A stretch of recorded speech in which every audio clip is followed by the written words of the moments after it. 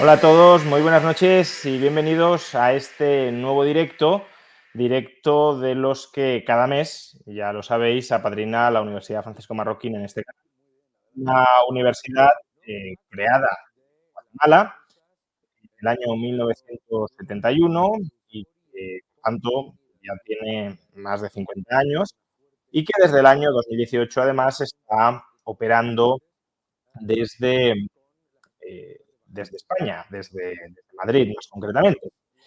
Pues bien, como ya sabéis, la misión de la universidad es promover una sociedad de individuos libres y responsables y como parte de esa misión, que no es solo educativa, sino más amplia, pues este tipo de directos, que como digo, están apadrinados por la universidad y en los que reflexionamos sobre asuntos muy diversos, vinculados todos ellos, eso sí, con las ideas de la libertad. Y hoy, como parte de esta misión y como parte de esta reflexión sobre las ideas de la libertad, hemos traído a dos personas, eh, Manuel Llamas y Diego Sánchez de la Cruz. ¿Qué tal, Manu? ¿Qué tal, Juan? ¿Qué ¿Cómo tal, Diego? estás? Buenas noches, ¿qué tal? Manuel Llamas es director del Instituto Juan de Mariana y Diego Sánchez de la Cruz es coordinador de estudios del Instituto Juan de Mariana, un think tank que lleva ya prácticamente 20 años operando en España y que, pues, como parte también de su misión en defensa de las ideas de la libertad, elabora periódicamente, no es lo único que hace, pero su actividad consiste en elaborar informes donde se reflexiona sobre asuntos públicos. En este caso, uno de estos informes acaba de ser publicado y sobre el que vamos a hablar hoy, eh, es este, Día de la Deuda, pues pone de manifiesto, pone de relieve o intenta, ya digo, eh, reflexionar sobre la situación boyante o no boyante de las finanzas públicas de diversos países y de la necesidad de endeudamiento que tienen. Sobre esto vamos a hablar hoy, sobre si España es financieramente soberana, si puede autofinanciar sus propios gastos, o si necesita vivir de prestado y cuáles son las implicaciones que en un contexto económico global más amplio todo esto tiene. Pero, pues para empezar, Diego, Manu, eh, explicadnos qué es esto del Día de la Deuda y cómo se relaciona con España. Bueno, el Día de la Deuda es el día o la fecha a partir de la cual el sector público se queda sin ingresos suficientes como para poder seguir cubriendo todo el gasto público y como consecuencia tiene que tirar de endeudamiento para poder seguir pagando todas sus obligaciones, todos sus compromisos. Esto se refleja en el Día de la Deuda. En el caso de España, el Día de la Deuda se sitúa el 30 de noviembre, este año 2023. A partir de esa fecha, prácticamente durante todo el mes de diciembre, significa que el sector público pues, no tiene dinero suficiente como para poder seguir manteniendo su gasto y, como consecuencia, tiene que recurrir al endeudamiento. Y eso significa más deuda pública sobre los hombros de todos los españoles. Y esto, evidentemente, tiene consecuencias sobre la economía y consecuencias directas sobre nuestros bolsillos. Hay que recordar que España es uno de los países que más ha aumentado el gasto público y que más ha aumentado la deuda pública durante los últimos años. Y esto pues nos ha llevado a tener una deuda pública próxima al 110% del PIB. Estamos con una deuda pública superior a los 1,5 billones con B de euros. Es el mayor nivel de deuda que registra este país en más de un siglo.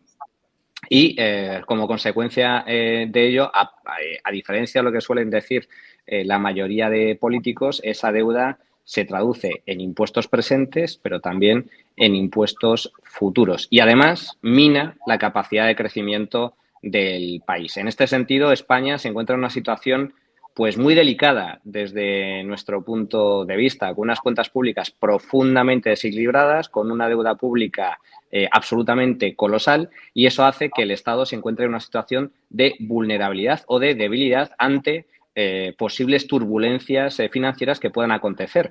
En este sentido, simplemente recordar, en el año 2010, 2011, después de la crisis financiera de las hipotecas subprime que estalló en Estados Unidos en el año 2007 y después de la quiebra de Lehman Brothers en el año 2008, en Europa se desató una crisis de deuda que llevó a la bancarrota, a la quiebra a numerosos estados. A diferencia de lo que mucha gente pueda pensar, los estados también quiebran y eso tiene consecuencias. Eso no significa que España esté hoy por hoy en una situación de quiebra, porque al fin y al cabo también tenemos el sostén del Banco Central Europeo, que si queréis podemos entrar luego. Pero en todo caso, lo que sí es cierto es que ante una situación de nueva tormenta financiera, España se encuentra en una de las situaciones o posiciones más delicadas de toda la zona euro, debido precisamente a eso, debido a su desequilibrio fiscal, que se traduce en un déficit público estructural muy elevado y a una deuda pública muy alta.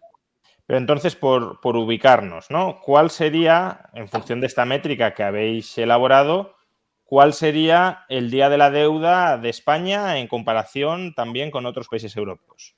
Pues el resultado que tenemos en este 2023 cifra el día de la deuda, Juan, en el 30 de noviembre. Esto para que nos entienda todo el mundo que nos está viendo. Esto es el equivalente a que una familia cubra sus gastos de enero a noviembre con sus ingresos, pero todo el mes de diciembre esté viviendo a crédito, como decía Manuel. Cuando nos comparamos con el resto de Europa, encontramos que hay solamente un puñado de países, unos 6, 7, que tienen un día de la deuda incluso más tempranero que España. Pero hay que hacer aquí una salvedad muy importante. La deuda de esos países que este año han alcanzado antes el día de la deuda es un 50% más baja que la de España. Es decir, son países que, si se quiere, se han permitido algunas alegrías fiscales y se han saltado los principios de estabilidad presupuestaria precisamente porque tenían más margen para hacerlo. La tragedia de España es que está empezando a convertirse en unos países con más deuda y al mismo tiempo con más déficit de toda Europa. Luego está el coste que tiene todo esto para la economía española. En términos puros de recaudación, los intereses de la deuda suponen un coste de oportunidad enorme. Significan que, por redondear cifras, los primeros 40.000 millones de euros que recaudan las administraciones el próximo año no van a ir a pagar ni educación, ni sanidad, ni carreteras, ni mamandurrias. Van a ir a pagar los intereses de la deuda, a seguir refinanciando esa montaña de 1,5 billones de la que hablaba Manuel. Y efectivamente eso tiene un coste también por la vía de la pérdida de oportunidad. Se le recaudan 40.000 millones de euros a los españoles que no van a ningún tipo de gasto ni más ni menos productivo, sino puro gasto financiero. Incluso si sacamos de la ecuación los gastos financieros y analizamos el déficit en términos primarios, también aparecemos como una de las economías con peor desempeño. Y si intentamos medir, de acuerdo con los modelos que estiman cuál es el impacto sobre el conjunto de la economía española de ese sobreendeudamiento, el exceso de deuda que tenemos nos sitúa en una pérdida de producción de unos 60.000 millones de euros. Es decir, nuestra economía produce 60.000 millones de euros menos de lo que haría si los niveles de deuda estuviesen homogeneizados con las medias y los promedios europeos y las reglas que nos recomienda la pertenencia a la eurozona. Entonces, tenemos un coste directo, que es el de financiar y refinanciar esa deuda, y luego un coste más general, que es el de empobrecer de esta forma a todos los españoles.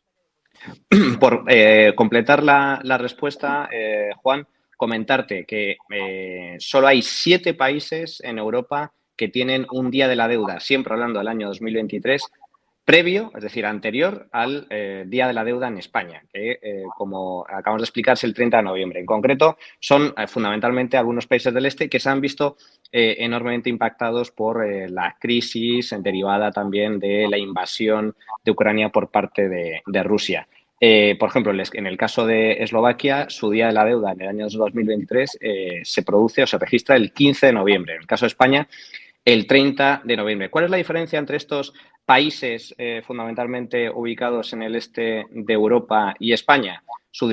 La diferencia fundamental es que la deuda media que acumulan estos países es de poco más del 50% de su PIB. Es decir, estarían incluso por debajo de uno de los límites, de uno de los umbrales, de una de las reglas presupuestarias de estabilidad que establece la Unión Europea, que señala que un nivel de deuda aceptable, solvente y sostenible en el tiempo es como máximo el 60% del PIB. La gran diferencia con España es que nuestra deuda pública más que duplica ese nivel de deuda. Por lo tanto, nuestra situación es tremendamente peor que la de estos países que, insisto, no solo tienen una deuda mucho más baja que la española, sino que además su día de la deuda o su mayor necesidad de financiación responde exclusivamente a cuestiones coyunturales y no estructurales, como es el caso de España.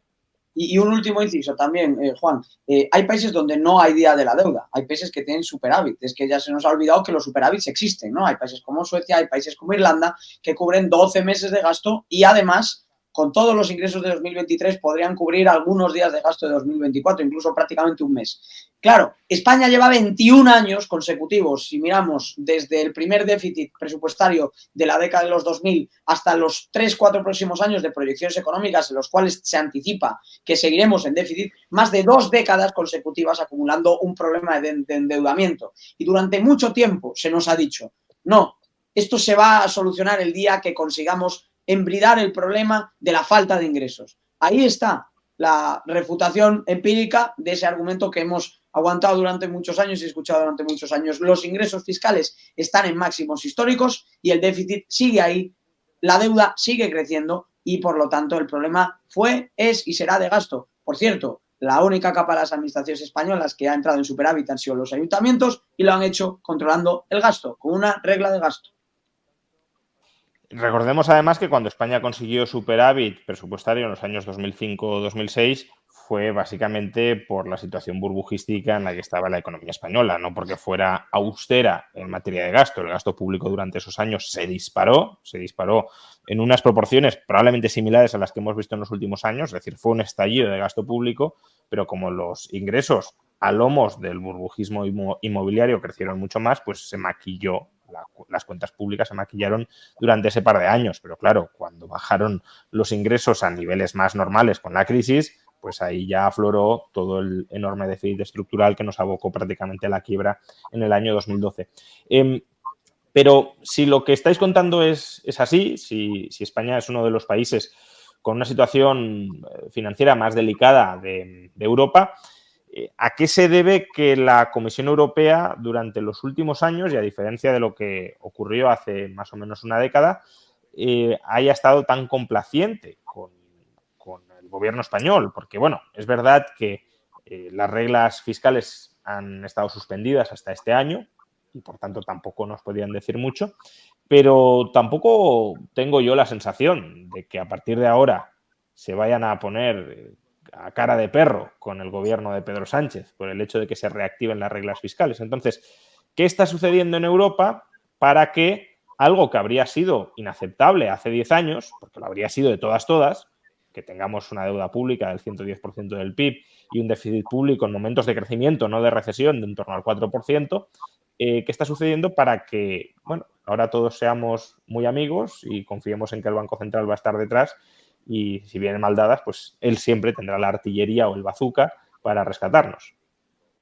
Bueno, desde luego es una reflexión de lo más interesante. Yo creo que lo que ha pasado estos últimos años es que ha triunfado el keynesianismo europeo, a pesar de que, von der Leyen, que es la presidenta de la Comisión Europea, pues en teoría no es del Partido Socialista ni de la rama socialista europea, pero todos bien sabemos que hay socialistas de todos los partidos. Y desde este punto de vista, yo creo que el punto clave ha sido la pandemia. El año 2020, la Unión Europea ha tomado un camino muy diferente al de la crisis financiera del año 2008, especialmente en los primeros compases, donde sí es cierto que el Banco Central Europeo tuvo más mano dura con los países incumplidores o una mayor ortodoxia, con todos los matices que esto supone en comparación con la crisis pandémica del año 2020, en donde la Comisión Europea no solo suspendió las reglas de estabilidad presupuestaria, sino que inundó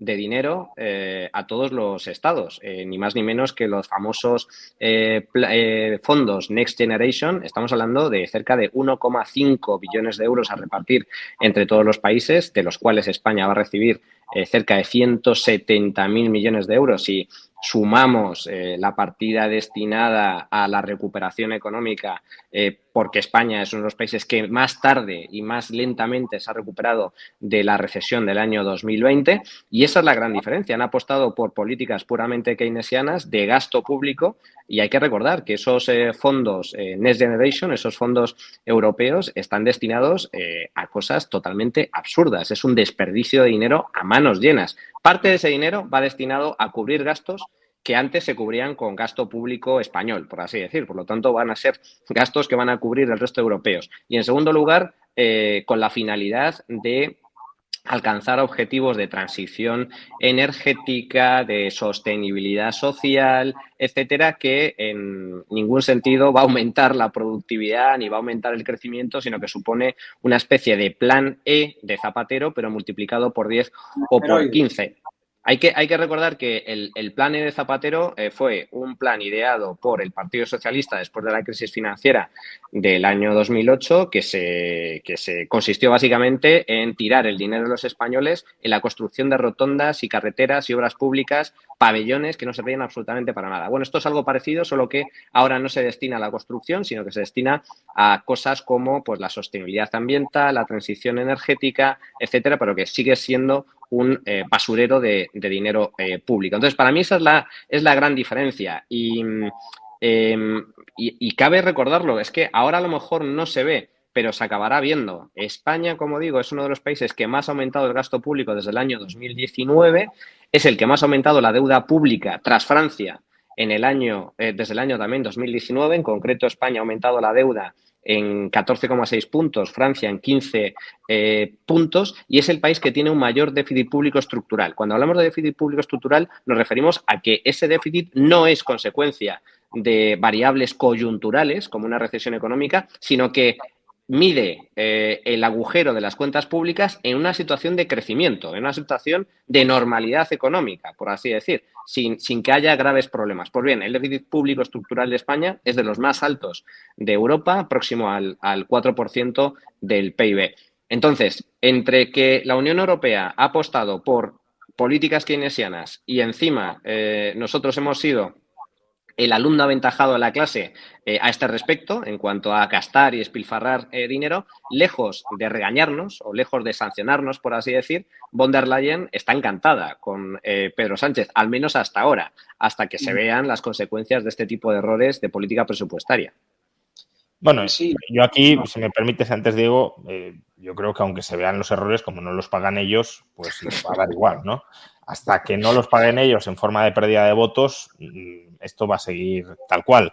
Y para que los paguen ellos en forma de pérdida de votos, el votante tiene que castigar este tipo de políticas y no sé hasta qué punto lo va a hacer, habida cuenta de que se le está vendiendo que todo esto es maravilloso y que la responsabilidad de que la economía española sea decadente, o al menos de que estemos en un estado de semi-estancamiento o de falta de perspectivas vitales muy desarrolladas para muchísima gente, pues que no tiene nada que ver con la situación de hiperendeudamiento, de impuestos cada vez más altos, de Estado cada vez más intrusivo, sino que es por otras circunstancias. El resto del mundo crece, el resto del mundo vive cada vez mejor, pero casualmente Europa o ciertos países de Europa, en general Europa, pero especialmente ciertos países, se mantienen estancados desde hace 20 años, pero eso no tiene que ver con las políticas negativas que adoptamos. Perdona, Diego. No, Juan, yo quería también introducir una variable institucional. A la Unión Europea viene de enfrentar la mayor crisis de todo su proceso político, que es la salida del Reino Unido. El Brexit, al final, ha transformado por completo cualquier dinámica de poder, cualquier esperanza de que hubiese una voz de una economía grande y fuerte que a lo largo de los años sistemáticamente se ha pronunciado a favor de menos federalismo fiscal, menos proyectos de gasto, mutualización de deuda en común, etcétera, y una mayor cooperación interestatal, pero sin generar todos esos grandes proyectos de gasto que describía Manuel y que efectivamente son un plan E, pero con esteroides, ¿no? En el caso de los fondos Next Generation, pero luego está también toda la inyección monetaria que ha habido en otra institución clave en todo esto, que es el Banco Central Europeo, donde yo creo que son las dos grandes variables, que en Bruselas no está Rishi Sunak o no está Boris Johnson o no está cualquiera de los líderes británicos que desde luego no pasan por sus horas más altas de popularidad, el Partido Conservador británico, pero es que ni los conservadores ni los laboristas británicos se han caracterizado por estar a favor de todas estas locuras que está protagonizando Bruselas a lo largo de los años. Eso por un lado. Y luego, por otro lado, en el Banco Central hemos tenido a distintas personas en distintos momentos de crisis que han exhibido distintos niveles de disposición a disparar el manguerazo, ¿no?, de financiación y refinanciación directa e indirecta de deuda. No diré yo, por ejemplo, que Mario Draghi fue precisamente restrictivo, pero sí es verdad que dentro de su mandato el tamaño del balance del BCE ni siquiera siguió una única ruta de ascenso. Mario Draghi inyectó recursos en el sistema financiero, en los mercados de deuda, en los años de la crisis del euro, pero luego replegó parte de toda esa primera aventura. Y luego es verdad que al entrar en la pandemia y con una nueva jefatura al mando del Banco Central Europeo, bueno, cualquier noción de que la expansión monetaria era una política, si quieres, coyuntural y de corto plazo, se esfumó y se fue por la ventana, se estiró por completo esa pelota en los años incluso previos a la pandemia, y desde luego en la pandemia, y ahora la reacción ha llegado tarde, ha llegado mal, y evidentemente la estamos pagando todos. Y por terminar, una reflexión sobre los fondos europeos. Los fondos europeos están siendo la constatación empírica del fracaso de las políticas de estímulo en estados del tamaño grande que tenemos en la actualidad. El keynesianismo se funda y se fundamenta en unas estructuras y en unos niveles de gasto público que son prácticamente entre un 50% e incluso más pequeños que en la actualidad. Entonces, si tú tienes un Estado pequeño, como lo eran los tiempos en los que Keynes se carteaba y debatía con Hayek, Keynes en el fondo estaba defendiendo que en un Estado de un tamaño que sería menos de la mitad del actual Estado español, introducir algunos puntos de gasto en situaciones de crisis podía, de alguna forma, estabilizar el crecimiento. Y podemos estar de acuerdo o en desacuerdo con eso, pero no tiene nada que ver eso con un Estado que ronda el peso en el 45% del PIB frente a aquellos niveles del 20% y que en el que además el estímulo es permanente, porque no hay más gasto en tiempos de crisis, hay más gasto en tiempos de crisis, en tiempos de estancamiento y en tiempos de bonanza, la misma burbuja incluso a la que aludías antes, Juan. No hay ningún momento en el cual se encuentre la menor razón para replegar el gasto. Y lo que está ocurriendo es fascinante porque se van a inyectar 80.000 millones de euros en la economía española y la tasa de crecimiento potencial española, que se nos dijo que podía aumentar de forma estructural en varios puntos del PIB, no solo no está aumentando, se está reduciendo y desacelerando. Y dentro de ese PIB, el tamaño del sector privado es cada vez más pequeño y el tamaño del sector público es cada vez más grande. Entonces, al final lo que tenemos es más gasto, menos actividad privada y menos riqueza, la constatación en última instancia definitiva de que el keynesianismo como idea de aplicación en tiempos modernos está muerto y en total y absoluta bancarrota si lo que nos fijamos son los resultados. No la fanfarronería, no la charlatanería, sino los resultados. Si me permites, Juan, solo un apunte, simplemente señalar que es que creo que es importante porque las crisis, etimológicamente crisis significa cambio, ¿no?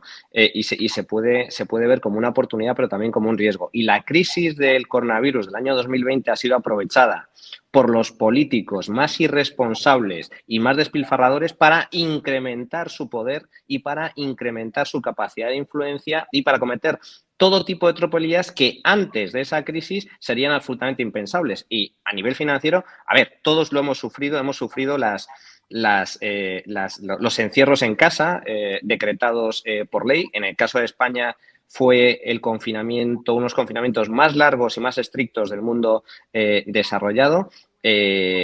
Por cierto, un confinamiento que posteriormente fue considerado inconstitucional por el Tribunal Constitucional en base a la fórmula que empleó el gobierno para vulnerar derechos y libertades fundamentales. Pero es que a nivel financiero y a nivel presupuestario ha pasado algo parecido.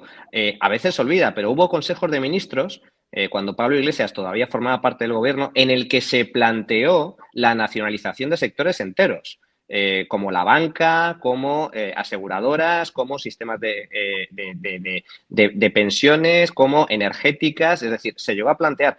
Ahora estamos hablando que el gobierno va a comprar el 10% de Telefónica, de aquellos barros, estos lodos, ¿no? Entonces, con esto, ¿a qué me estoy refiriendo? Me estoy refiriendo a que en el caso de España, el gobierno de PSOE y de Podemos ha aprovechado la crisis pandémica para justificar todo tipo de atropellos también a nivel de gasto público y a nivel presupuestario. Y prueba de ello es que el gasto público en España no ha dejado de aumentar, a diferencia de otros países. Otros países sufrieron una crisis parecida a la española, quizás no con una recesión tan fuerte, pero sí con las mismas consecuencias desde el punto de vista sanitario, social, etcétera. Y sin embargo, cuando la pandemia acabó en el año 2021, revirtieron buena parte de esas políticas y recondujeron su déficit público para volver a registrar equilibrios presupuestarios. En el caso de España no fue así. El caso de España aprovechó la crisis del año 2020 para disparar el gasto público y desde entonces el gasto público no ha dejado de crecer. Te pongo un dato encima de la mesa, Juan. En el año 2018 el gasto público total en España superaba ligeramente los 500.000 millones de euros, me refiero a gasto público total, y en el año 2022 el gasto público cerró por encima de los 630.000 millones de euros. Estamos hablando de un crecimiento muy sustancial del gasto público, a pesar de que ya no hay pandemia, de que la pandemia ya acabó hace casi 3 años. Y por cierto, Juan Manuel, la cifra mágica de la armonización con Europa, con la que Pedro Sánchez llegó al poder, básicamente giraba en: los problemas de España se resolverán cuando tengamos los niveles de gasto que se dan en Europa. ¿Y cuál era la cifra de aumento de gasto que perseguía entonces Pedro Sánchez? Gastar 40.000 millones de euros más. Está gastando 100.000 millones de euros más y España tiene cada vez más deuda, cada vez menos poder adquisitivo los españoles y el crecimiento por los suelos. Preguntaban en el chat, ya sabéis que podéis seguir este directo a través de diversas plataformas, YouTube, Twitch, Twitter, LinkedIn, también Instagram. Hoy iniciamos las emisiones de este directo desde Instagram. Pues bueno, desde Twitch preguntaban, bien, todo lo que estáis diciendo está correcto, lo entendemos, pero ¿qué incentivos existen para que los políticos dejen de financiarse a base de deuda? Y yo diría que aquí hay que desdoblar la pregunta, ¿no? Porque cuando el que se endeuda es un Estado con soberanía monetaria, que emite su propia moneda, pues claro, los incentivos terminan siendo que la población sufre directamente las consecuencias de esa emisión de deuda, ya sea pues con inflación o ya sea con default. ¿Bien? Si el Banco Central tira de la maquinita, pues con inflación, depreciación del tipo de cambio y demás, y si no lo hace, pues con default.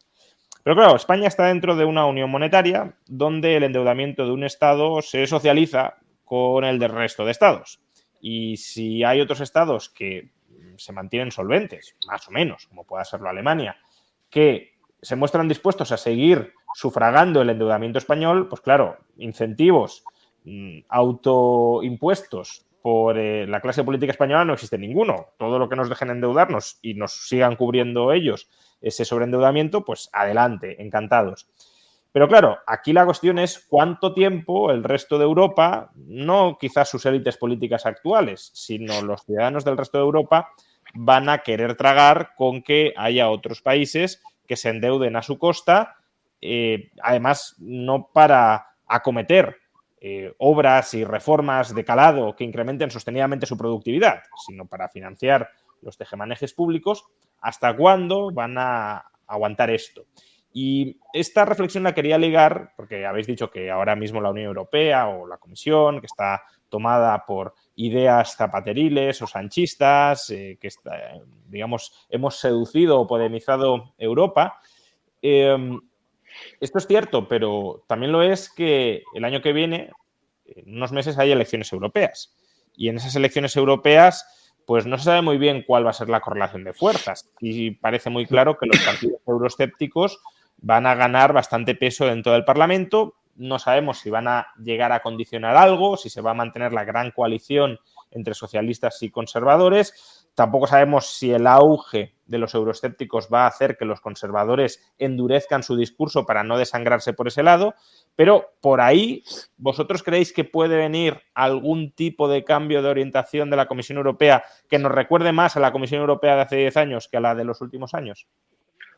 Ojalá, porque todo lo que sea embridar a los políticos manirrotos como los que tenemos en España será bueno para la economía europea, será bueno para los países manirrotos que al fin y al cabo recibirán presiones esos políticos para enderezar las cuentas y no seguir cometiendo ese tipo de desmanes, y será bueno para el conjunto de la Unión Europea, para su futuro, no solo como mercado común, sino también como moneda única. El caso que ponía antes Diego a mí me parece muy paradigmático. Es que efectivamente ya se ha producido la salida de un miembro muy destacado, además, de la Unión Europea, como es el caso Reino Unido. Y están subiendo los países euroescépticos, pero los países euroescépticos están subiendo porque, al fin y al cabo, buena parte de los votantes de países del centro y del norte de Europa ven que, al fin y al cabo, están financiando con su dinero, con sus recursos, con sus impuestos, los despropósitos presupuestarios de los países o de los estados, mejor dicho,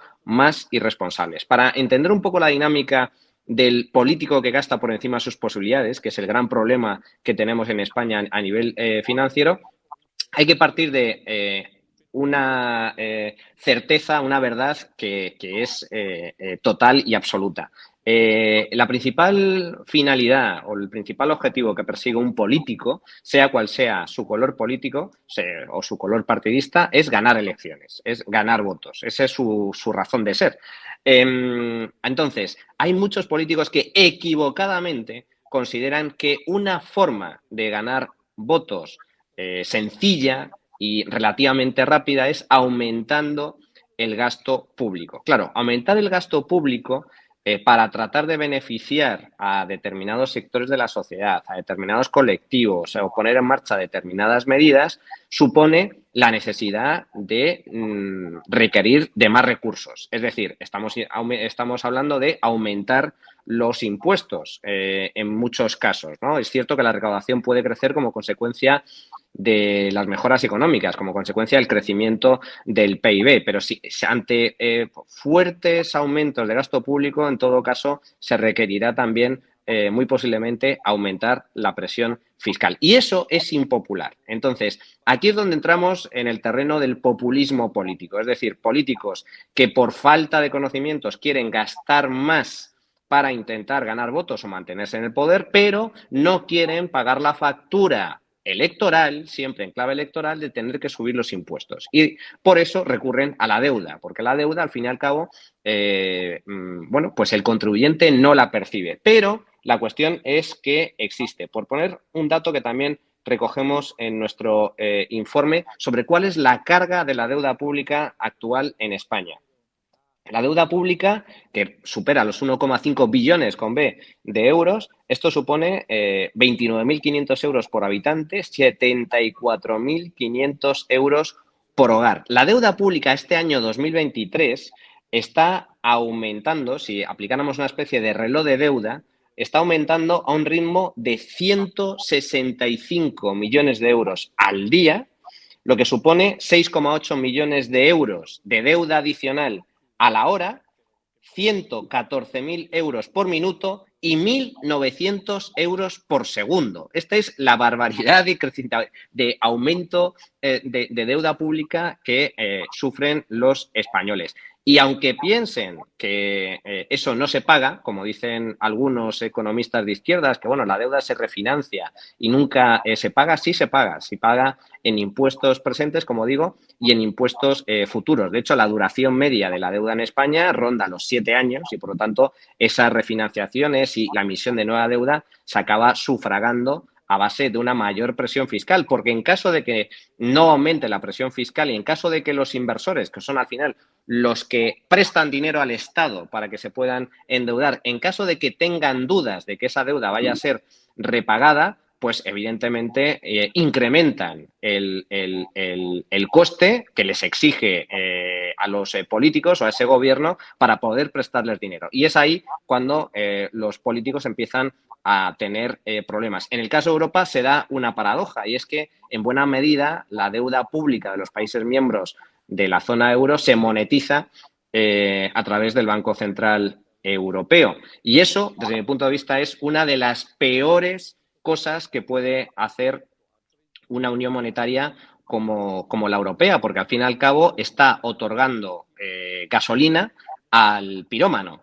No está haciendo visible o no está causando no está provocando que los políticos que son irresponsables y que gastan mucho más de lo que ingresan paguen las consecuencias de su irresponsabilidad fiscal y financiera. Por cierto, y con esto acabo, pasa algo parecido a nivel España entre las diferentes administraciones. Las propias comunidades autónomas no son responsables de su gasto público y no son, sí son responsables de su gasto público en parte, pero no son responsables de sus ingresos. Y en parte, pues la deuda de las comunidades autónomas se monetiza a través del Gobierno central. De hecho, ahora con el nuevo acuerdo que ha alcanzado el PSOE con Junts, pues esa monetización es todavía más clara porque se le perdona a Cataluña, a la Generalitat Catalana, casi 15.000 millones de euros. ¿Con esto qué quiero decir? Pues simplemente que si los políticos irresponsables, los políticos manirrotos no pagan las consecuencias de sus desmanes, ya sea a través del Banco Central Europeo, ya sea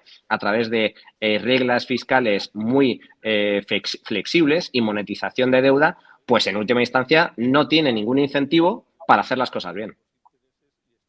Y en clave de incentivos yo creo que la única situación, aunque sea un poco maquiavélico al final, que se pueda producir un cambio por ello, es el hecho de que, como se ha llevado tan lejos el experimento de la política monetaria en los últimos años y las consecuencias se han hecho tan visibles, tan notables y tan penosas para millones de europeos que evidentemente están sufriendo la inflación, y como el propio Banco Central se ha dado cuenta de que necesitaba replegar con cierta rapidez y con cierta contundencia al menos parte de todos esos desmanes, la voluntad del Banco Central Europeo de seguir financiando y refinanciando la fiesta va a menos.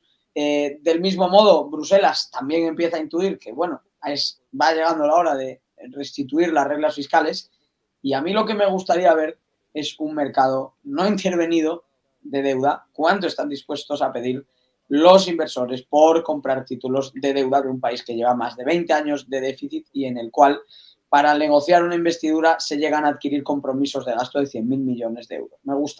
Me muero por ver el precio en mercado, el precio real de la deuda española, porque hasta ahora lo que sabemos es que hemos sido capaces de aumentar solo en el mandato de Pedro Sánchez en 300.000 millones de euros la deuda pública, pero es que los intereses anuales de sostener ese aumento solo han crecido 5.000 millones aproximadamente.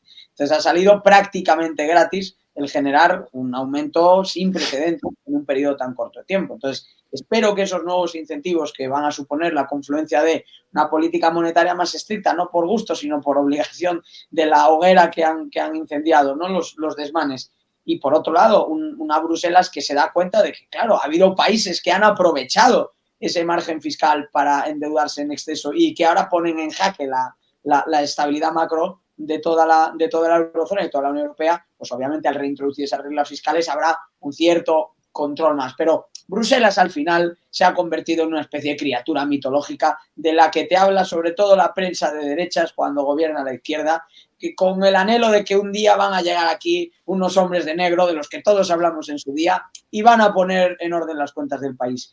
Y eso pasó en Grecia, pero porque en Grecia efectivamente hubo un control, hubo un rescate, hubo una quiebra soberana, hubo un referéndum que fue la vergüenza de las vergüenzas del proyecto europeo. Se desencadenaron, de hecho, el euroescepticismo y demás, y hasta eso, en el fondo, esa parálisis institucional es lo que llevó, entre otras cosas, al Brexit.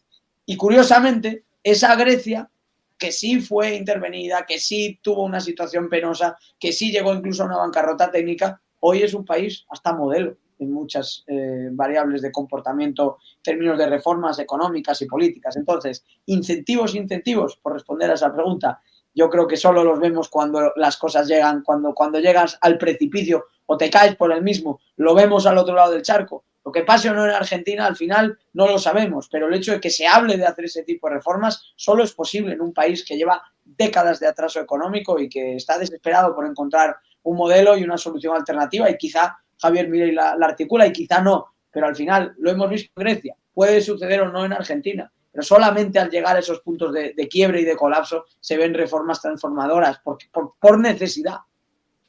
Claro, la cuestión es si es previsible esa situación de colapso en la economía española, porque, bueno, yo lo que de alguna manera veo es algo similar a lo de Italia, ¿no? Italia lleva también 30 años sin crecer, su renta per cápita lleva estancada 30 años, pero no ha colapsado el país. Entre otras cosas porque si colapsa Italia, colapsa el proyecto del euro. Y algo parecido se puede decir con respecto a España, ¿no? Son estados demasiado grandes para caer.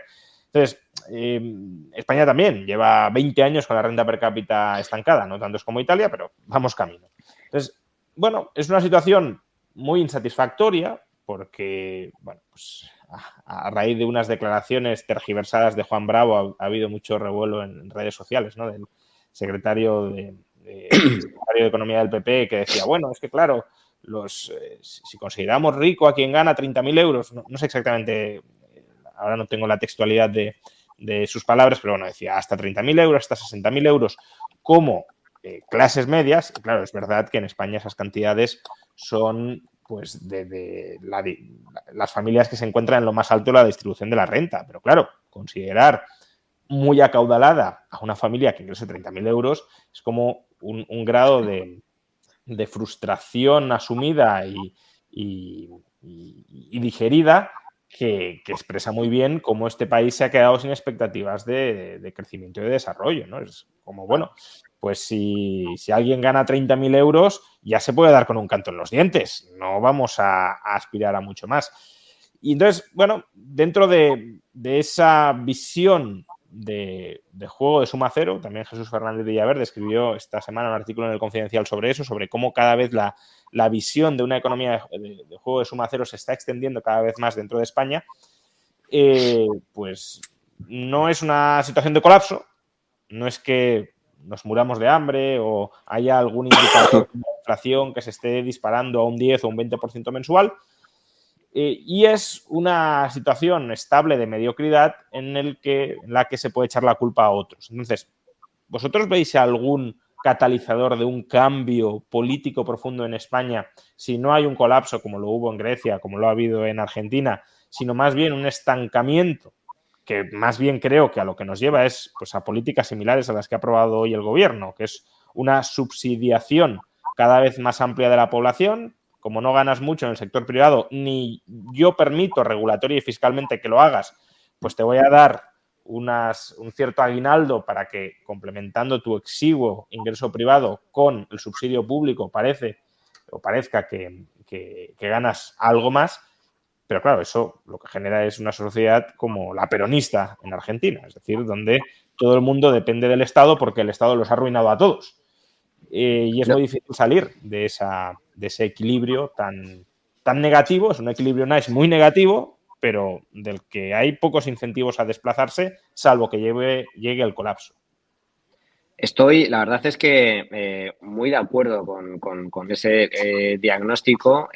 A ver, España estuvo al borde, tuvimos una oportunidad perdida por volver a la crisis de deuda del año 2010. Antes comentaba Diego el caso de Grecia. No fue el único estado que fue rescatado por la famosa Troika, que era la combinación del Banco Central Europeo, Comisión Europea y Fondo Monetario Internacional. Hubo otros estados que fueron rescatados. El caso de Irlanda me parece paradigmático y Irlanda necesitó también un rescate soberano. El caso de Portugal, estuvo el caso de Grecia y algún otro. Letonia también llegó a recibir un préstamo del FMI. Efectivamente. Entonces, ¿cuál es la diferencia? Cuando Mariano Rajoy, por desgracia, siempre se vanagloriaba de que él evitó el rescate y, por lo tanto, evitó las medidas impopulares de la Troika, ese fue nuestro gran problema. Ya no voy a entrar si los rescates soberanos son justos, legítimos o no lo son. Quedaría para otro programa entero. Pero lo cierto es que España fue rescatada por la puerta de atrás a través del Banco Central Europeo, con esas famosas palabras de Draghi créanme, haré todo lo necesario para salvar el euro y será suficiente. Eso fue lo que determinó básicamente el fin de la crisis de deuda en España. A partir de ahí empezó a reducirse la prima de riesgo y eso hizo que el gobierno de Mariano Rajoy, pues sin hacer grandes ajustes, pudiera salvar la situación. Pero no hizo todas las reformas estructurales que sí tuvieron que hacer en el caso de Portugal y en el caso de Grecia, obligados sus respectivos gobiernos. En el caso de Irlanda, de motu propio, fue el gobierno irlandés el que puso en marcha determinadas medidas de reforma estructural, más libertad económica, menos impuestos. Es más, el propio gobierno irlandés se negó a poner en marcha algunas de las medidas que recomendaba la Troika, como era, por ejemplo, la subida del impuesto de sociedades. En el caso de Portugal y en el caso de Grecia se vieron obligados a reformar su sistema de pensiones, a recortar de forma sustancial su gasto público, reformas estructurales para mejorar su productividad. En el caso de España no se hizo absolutamente nada de eso. La única reforma de la que vale la pena hablar por parte del anterior gobierno de Mariano Rajoy fue la reforma laboral, que mejoró un poco la rigidez del mercado laboral y curiosamente, la regla de gasto que se aplicó única y exclusivamente a los ayuntamientos, razón por la cual los ayuntamientos hoy por hoy cuentan con unas cuentas públicas equilibradas e incluso en superávit, cosa que no sucede con las comunidades autónomas, ni sucede con el gobierno central, ni mucho menos sucede con la seguridad social, donde el agujero es absolutamente colosal y seguirá aumentando. Entonces, ¿hacia dónde vamos? Bueno, no hay nada que apunte en el horizonte a una situación de colapso como la de entonces. Sí es cierto que en caso de que haya una nueva tormenta financiera, España está en una situación mucho más delicada. Yo sigo diciendo que es la nueva Grecia de Europa. Si hubiera una nueva crisis financiera que no se atisba a día de hoy, ni a corto ni a medio plazo, en el horizonte, pues España tendría problemas para poder financiarse, aumentaría la prima de riesgo y eso a su vez obligaría al gobierno de turno a tener que adoptar medidas impopulares. Yo soy un ferviente defensor de la prima de riesgo, precisamente por eso, porque alecciona a los gobiernos irresponsables. Pero claro, siempre existe la posibilidad de que el Banco Central Europeo, bajo la premisa que tú has comentado, Juan, que España es un país demasiado grande para dejarlo caer, al igual que Italia, pues nos preste dinero por la puerta de atrás, nos ofrezcan algún tipo de colchón.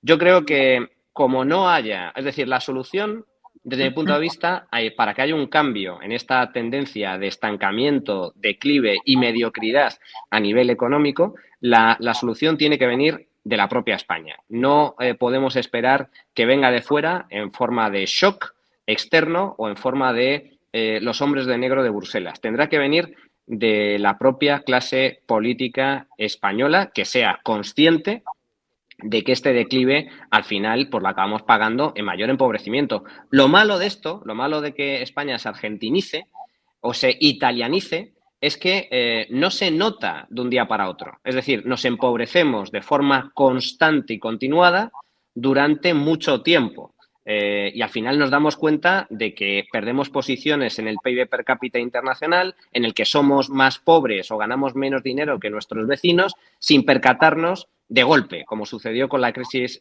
financiera del año 2008, donde hubo un estallido de la burbuja y como consecuencia mucha gente se quedó en el paro, no pudo hacer frente a sus deudas y atravesó graves dificultades económicas. El problema del declive, el problema de la argentinización es que eso no se percibe de un día para otro, eso no es perfectamente visible para el conjunto de los españoles, aunque sigue siendo igualmente ruinoso a medio y largo plazo. Y Argentina era uno de los países más ricos del mundo hace un siglo y hoy es un país casi en vías de desarrollo. Bueno, pues a España le va a pasar o ya le está pasando algo parecido. Bien comentabas, Juan, que nuestra renta per cápita lleva estancada desde hace 20 años y todo apunta a que va a seguir estancada. Eso significa que va a haber otros muchos países que nos van a superar en renta per cápita, nos van a superar en riqueza y en prosperidad. Por lo tanto, al final la solución tendrá que venir de nosotros mismos, que seamos conscientes de cuál es el problema, de que seamos conscientes de que nos estamos empobreciendo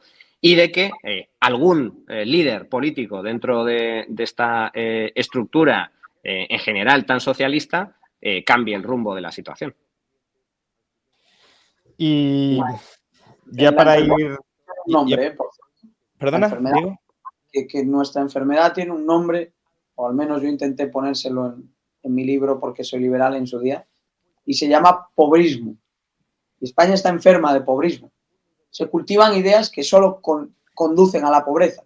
Por ejemplo, si el odio al empresario, el rechazo a la actividad inversora, si la satanización de los ricos, si el ahorro, si todo esto son valores castigados socialmente, contra los cuales se dispara a diario desde todo tipo de terminales mediáticas y, por supuesto, desde el poder político, que luego además lo persigue, lo regula, lo nacionaliza, actúa de forma sistemática contra los fundamentos de la prosperidad.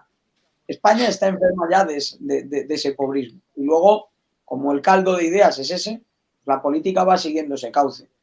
Tú decías, Manuel, que se llegó a plantear nacionalizar sectores enteros, ¿no? Bien, no sucedió, pero ya está el SEPI como Estado emprendedor de Matsukato. Ahora por Telefónica, mañana Dios dirá. Entonces, estamos enfermos de pobrismo. La sociedad española es una sociedad enferma, porque amplias capas de nuestra población celebran un subsidio, pero no perciben, por ejemplo, que la inversión extranjera se ha caído un 30%, que somos el país con más laudos internacionales incumplidos, situándonos a la par con Venezuela, por encima de incluso Rusia, que nos hemos convertido en un país donde la propia inversión en la formación de capital bruto, las propias compañías españolas, está un 5% por debajo de los niveles precrisis, que la renta a los españoles se ha reducido y perdido años y años por esta crisis de inflación y la pérdida de poder adquisitivo que ha supuesto. Todo esto son las consecuencias, se ha repetido y se ha dicho hasta la extenuación. Las ideas tienen consecuencias, vaya que sí las tienen. En España hemos cultivado el pobrismo, hemos celebrado el odio al mercado, hemos celebrado el ataque a la propiedad privada, hemos legitimado la ocupación. O sea, legitimamos la ocupación, legitimamos la intervención de precios del alquiler y luego nos sorprende que no haya vivienda en alquiler. Cargamos contra las empresas, por ejemplo, han desaparecido 40.000 empresas bajo este gobierno. 40.000 empresas a razón de 10 trabajadores por empresa, por tomar un tamaño pequeño, son 400.000 empleos que ya nunca se van a generar en España. Y hay gente que aplaude, hay gente que te lo justifica, hay gente que en tertulias y en discusiones te dice, bueno, si las empresas no son capaces de pagar esos salarios, mejor que desaparezcan. Si las empresas no son capaces de cumplir con esta carga fiscal, mejor que desaparezcan. Significa que no generan valor. Y por esa destrucción de valores que conducen a una sociedad más próspera, más libre, donde hay emprendimiento, donde hay propiedad privada, donde hay inversión, hemos caído enfermos de pobrismo y no es una enfermedad de la que uno se cure fácilmente, desgraciadamente. Por poner solo un dato, además creo que es de hoy mismo, lo ha dicho el gobierno, ha sido hoy o fue ayer, el gobierno estima que va a haber más de 2 millones de beneficiarios del ingreso mínimo vital. Y lo dice con orgullo. Es decir, estamos hablando de que el gobierno se enorgullece de que haya 2 millones de personas que requieran de un subsidio público como el ingreso mínimo vital. Esa estadística, Manuel, tendría que tener el tratamiento de la tasa de paro. Hay 2 millones de personas cobrando un subsidio que significa una situación de pobreza acreditada de muy distintas maneras. Y, sin embargo, se nos presenta a la sociedad pública como algo que celebrar, algo que aplaudir. Y no, es efectivamente lo contrario. Es como un dato de paro, como un dato de deuda, es un dato negativo y se celebra como algo positivo. Entonces, pobrismo en todo lo que nos rodea. Todas las encuestas lo reflejan, nos sitúan como una de las sociedades más anticapitalistas de Europa. Tenemos lo que nos merecemos. Para ir terminando, y dado que estáis hablando de una sociedad pobrista y que además Manu quería hablar sobre Argentina y sobre Milei, pues claro, una de las sociedades pobristas por excelencia en el panorama internacional ha sido Argentina, que fue no el país más rico de la humanidad, como a veces dice Milei, pero sí, desde luego, uno de los países más ricos en su momento, y ahora es un país, hasta el momento, esperemos que cambie, pero un país decadente. Un país que lleva pues 4 o 5 décadas acumulando hiperinflación tras hiperinflación y que, a diferencia de lo que podrían haber hecho otros países, Australia sí llegó a tener una renta per cápita similar a la de Argentina antes de Perón, pues a diferencia de lo que ha hecho Australia, se ha estancado en una situación de mediocridad. Primero, ¿hasta qué punto España puede estar caminando en esa senda de argentinización? Que, por cierto, el vicio fundamental de la argentinización, del cual han venido todos los demás, fue precisamente el endeudamiento. Es decir, el querer vivir permanentemente a crédito, el querer gastar mucho más de lo que se ingresaba sin trasladarle el coste de ese sobregasto a la población, viviendo, por tanto, a costa de los tenedores de moneda generando inflación o a costa de los acreedores pidiéndoles prestado y luego no pagándoles. ¿Hasta qué punto podemos estar transitando por ese camino de argentinización, de peronización? Porque además, dicho sea de paso, una parte del gobierno está totalmente alineada con esas ideas peronistas, ¿no? ¿Y hasta qué punto creéis que Argentina puede estar saliendo de ese estancamiento, de esa decadencia, mejor dicho, de hace 7 décadas bajo la presidencia de Milei? Porque, claro, aquí es un arma de doble filo. Milei está haciendo reformas en muchos sentidos impresionantes. Ahora, mientras mantenía esta entrevista, estoy leyendo de reojo, muy por encima, claro, la ley Omnibus que acaba de presentar Javier Milei en el Congreso y tiene cambios muy, muy, muy significativos y muy apreciables. Algunos dicen, he leído que Singapur, que se les queda ya a la izquierda con esta ley Omnibus. Se me ha desconectado la cámara, pero sigo por aquí. Bueno, no, probablemente no sea para tanto, pero aún así estamos ante reformas muy de calado. Pero claro, al mismo tiempo, Argentina está en una situación financiera desastrosa y aunque apliques políticas muy buenas, nada te garantiza que estando encima del alfiler con una carga muy pesada encima no te vayas a caer, ¿no? Entonces, esas dos preguntas, ¿no? ¿Hasta qué punto podemos estar transitando hacia una argentinización económica, una sociedad pobrista, como decía Diego? Y dos, ¿en qué medida creéis que Milei puede estar sacando a Argentina de la misma? Y, si queréis rematar, ¿hasta qué punto pensáis que las ideas de Milei nos pueden terminar influyendo para bien? Pues son dos preguntas de lo más interesante. Por resumir, España ya es la Argentina de Europa. Lo lleva siendo desde hace años. Cuando tuvimos la crisis financiera del año 2008, tuvimos la posibilidad de escoger dos vías. La vía que siguió en su día países como Irlanda o los países del norte de Europa o los países bálticos del este de Europa, es decir, más libertad económica, un Estado más pequeño, mayor productividad, cuentas públicas equilibradas, o seguir la vía que siguió Argentina o que siguió Italia o que siguió Grecia décadas atrás. Y, por desgracia, optamos por la segunda vía, la vía de la argentinización. Y desde entonces España vive una situación de estancamiento económico y declive a todos los niveles. Declive a nivel de renta per cápita, a nivel de riqueza, a nivel de empleo, a nivel institucional, a nivel político, a nivel democrático, a nivel social. Es decir, es un declive constante y permanente. Y además compartimos dos de las tres características fundamentales de la crisis estructural de Argentina con el peronismo, que es un déficit público crónico. En el caso de Argentina llevan en déficit público registrando déficit desde hace décadas, o sea, nos tendríamos que retroceder hace más de 50 años para registrar un año con un superávit fiscal. En el caso de España, como bien comentaba antes Diego, y reflejamos en el informe del Día de la Deuda del Instituto Juan de Mariana, España va camino de cumplir 21 años completos de déficit público, año tras año, con las cuentas públicas desequilibradas. La segunda característica es el de el clientelismo.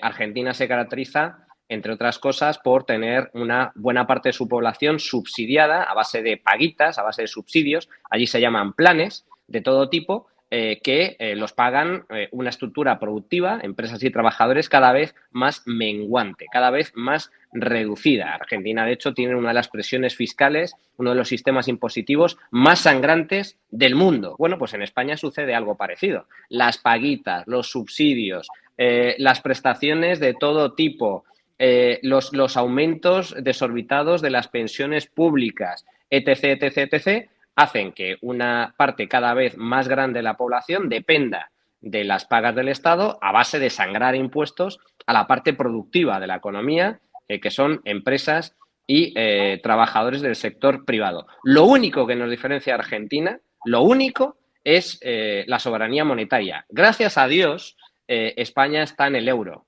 y está bajo el Banco Central Europeo, que tiene muchos problemas, que tiene muchos defectos, que el euro no deja de ser una moneda fiat que se acaba depreciando como el resto de monedas fiat, con un Banco Central Europeo que comete desmanes a golpe de expansiones monetarias descontroladas que finalmente acaban provocando burbujas, acaban provocando multitud de problemas. Pero mucho mejor tener esa situación, estar bajo el mando de un Banco Central Europeo que no depende directamente de nuestros políticos, que tener soberanía monetaria. Eso es lo que nos salva de ser Argentina 100%. En Argentina tienen soberanía monetaria, cuando el mercado les deja de financiar porque son estados incumplidores e insolventes, pues monetizan deuda, imprimen billetes y eso acaba generando inflación. Y en el caso de España, pues no tenemos la peseta. Gracias a Dios renunciamos a esa soberanía monetaria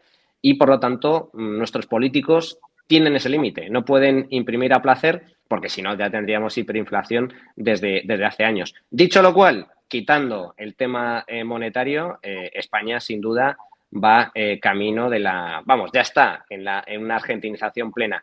¿Y qué es lo que... ¿Hay esperanza? Sí, hay esperanza. Si un país como Argentina ha salido del atolladero gracias al liderazgo de un político outsider, por cierto, como Javier Milei...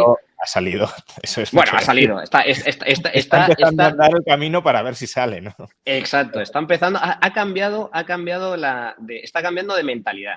Si hay esperanzas desde ese punto de vista para que haya un cambio en las políticas, y no solo de cara, sino de políticas, pues yo creo que en España esa esperanza no se puede perder. Pero como comentábamos antes, tiene que depender de nosotros mismos y también fundamentalmente de nuestra clase política.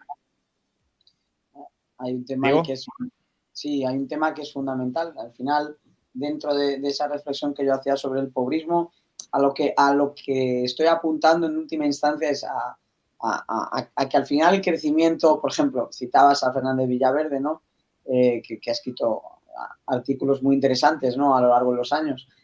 Pero, por ejemplo, hay un exceso ahí de institucionalismo, ¿no? En toda la escuela de Jesús, de Luis Garicano, son gente a la que respeto, pero las instituciones no surgen de Fedea, o perdón, de nada es gratis, ¿no?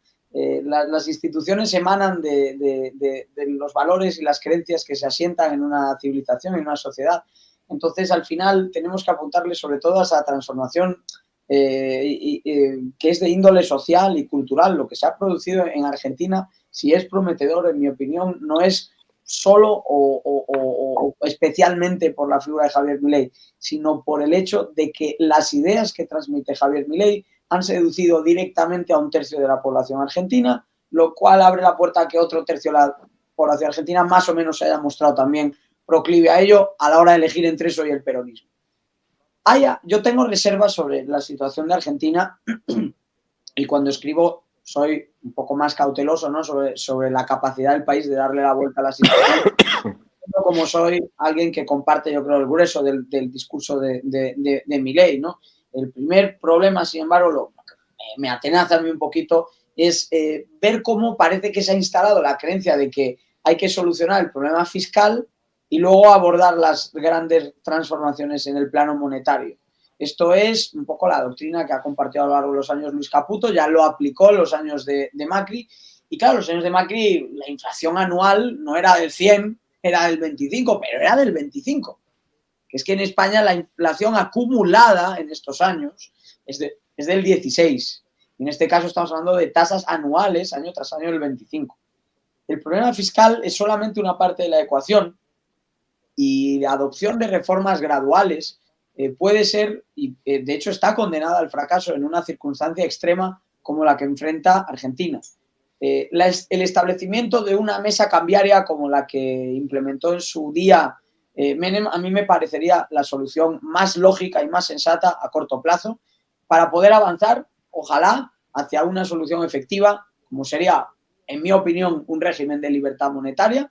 Ha habido algunos cambios que al menos regularizan los pagos en especie y en criptomoneda, o, si se quiere, una dolarización, que es un experimento que yo conozco de primera mano, porque, como sabéis los dos, tengo familia política en Ecuador y evidentemente allí tuvo efectos muy positivos, ¿no? Es un país que incluso, aun viéndose arrasado por el socialismo bolivariano, nunca ha tenido un problema de inflación. O de facto la dolarización que tiene también Panamá, que es un país que realmente nunca ha dado esos episodios de inflación que hemos visto al norte y al sur de sus fronteras, ¿no? Entonces, por terminar, la situación esa me preocupa. Me ilusiona la parte de la regulación. Sabéis que también soy director de una consultora que se llama Foro Regulación Inteligente. Entonces, a mí un decreto como el de Federico Sturzenegger, ¿no?, que ha llevado a cabo Milei, me parece muy prometedor. Hemos visto políticas de regulación que han funcionado muy bien en Estados Unidos o en la Comunidad de Madrid en los últimos años. Ese es un camino que genera valor y que aporta mucho,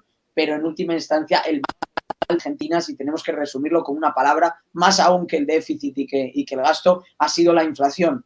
Y entonces esto de intentar solucionar una cosa primero y lo otro ya lo iremos viendo porque no tenemos los votos, porque es una propuesta muy radical, dolarizar y demás, pues a mí eso me preocupa, y de ese equilibrio va a depender, creo yo, el éxito o no del gobierno, al cual le deseo la mejor de las suertes, desde incluso, pues no te diría solo el compartir el mensaje, sino también ilusionarme, ¿no? Muchas de las cosas que se están haciendo en Argentina, que desde luego enferma de pobrismo ya no está, si no, no tendría esta situación de política. Ahora, también os digo una cosa, ahora que no nos oye nadie, estamos aquí tres liberales hablando de Argentina, y claro, la etiqueta de todo lo que haga Milei va a quedar asociada a unas ideas que se cumplirán o no en la práctica. De momento hay un arranque prometedor, pero no hay apoyo legislativo para sacar adelante el programa y no lo va a haber durante los 2 próximos años. Entonces la acción de gobierno va a ser muy limitada, y al final, si 2 de tus 4 años de gobierno no tienes al Parlamento de tu lado, amigo, al final tu capacidad de hacer cambios transformadores es menor de lo que podría parecer, al menos dentro de lo que está en su mano. Las reformas sí están siendo radicales de momento. Sí, lo que pasa es que ya su estrategia parece ser que acudirá al plebiscito nacional si el Congreso le da la espalda, y ahí sería complicado que el Congreso luego se siguiera oponiendo. El plebiscito no es vinculante, pero claro, si tienes una mayoría amplia, pues hasta cierto punto, hombre, se puede seguir oponiendo, pero quedaría bastante deslegitimado y tocado, ¿no? En cualquier caso, no es momento para hablar de Argentina. Yo creo que la dolarización va a ser más rápida de lo que a lo mejor ahora mismo estamos previendo, y espero que así sea, porque si no coincido en que tiene visos de fracasar. Pero creo que se están cumpliendo hitos de manera bastante veloz, y que no me extrañaría que haya una aceleración de los plazos respecto a lo que muchos esperan o esperábamos, ¿no?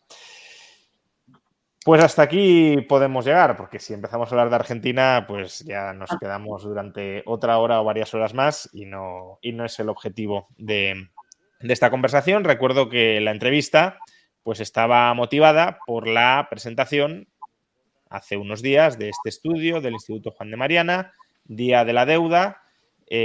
Pues director del Instituto Manuel Llamas, coordinador de estudios del Instituto Diego Sánchez de la Cruz. Un estudio al que podéis acceder a través del enlace que encontraréis en la caja de descripción de esta entrevista, y creo que el objetivo de reflexionar sobre la situación de la deuda en España lo hemos cumplido, yo creo que bastante con creces. Por cierto, muchas gracias a Anaconda por su superchat. Y poco más. Muchas gracias por acompañarnos, Manu, Diego, en esta más de una hora, casi hora y cuarto de conversación.